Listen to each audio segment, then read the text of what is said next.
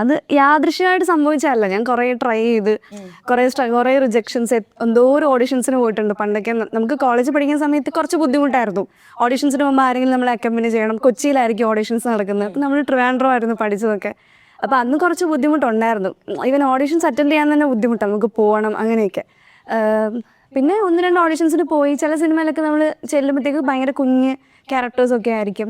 അപ്പോൾ നമുക്ക് ഇത്രയൊക്കെ ഉള്ളൂ എന്നൊക്കെ വിചാരിച്ച് നമ്മൾ ഓക്കെ ഇതെങ്കിലും സംഭവിക്കുന്നുണ്ടല്ലോ എന്നൊക്കെ വെച്ച് ഇരിക്കും. പക്ഷെ ഹോപ്പ് വിട്ടിട്ടുണ്ടായിരുന്നില്ല. പിന്നെ ഞാൻ ട്രൈ ചെയ്തു. അങ്ങനെയാണ് ജൂണിൽ ഓഡിഷൻ, ഡിഗ്രി കഴിഞ്ഞ സമയത്തായിരുന്നു ജൂണിൽ ഓഡിഷൻ നടക്കുന്നത്. ഭയങ്കര നല്ല അടിപൊളി ഒരു ഓഡിഷൻ. കാരണം അത്രയും നാൾ നമുക്ക് അങ്ങനെ ഒരു ഓഡിഷൻ, അതായത് കുറച്ച് ഫിൽട്ടർ ചെയ്തതിന് ശേഷമാണ് അവർ ഡയറക്റ്റ് ഓഡിഷന് വിളിച്ചത്. അവിടെ ചെന്ന് അറ്റൻഡ് ചെയ്യുന്നു, ഇതുപോലെ കിട്ടുന്നു.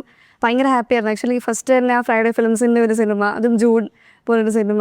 ജൂൺ റെക്കഗ്നൈസേഷൻ കിട്ടിയിട്ടുണ്ടോയെന്ന് ചോദിച്ചാൽ ആൾക്കാർ തിരിച്ചറിയുന്നുണ്ടായിരുന്നു.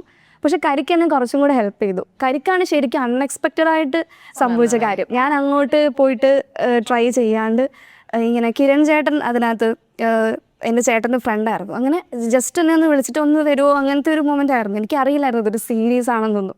അപ്പം നമ്മൾ ചെന്ന് കാണുന്നു, പെട്ടെന്ന് കരിക്ക് സംഭവിക്കുന്നു. പിന്നെ എനിക്കങ്ങനെ ഇപ്പോഴും നമ്മൾ കരിക്കിൻ്റെ വീഡിയോസൊക്കെ ഇടയ്ക്കിടയ്ക്കേ വരുന്നുള്ളൂ. പക്ഷേ ഇപ്പോഴും നമ്മൾ എവിടെ ചെന്നാലും കരിക്കിലെ എന്ന് പറയുന്നൊരു ടാഗുണ്ട്. ഭയങ്കര സന്തോഷമുണ്ട്. ആക്ച്വലി കരിക്കാണ് ഏറ്റവും ഒരു ട്വിസ്റ്റ് എന്ന് പറഞ്ഞ് സംഭവിച്ച കാര്യം.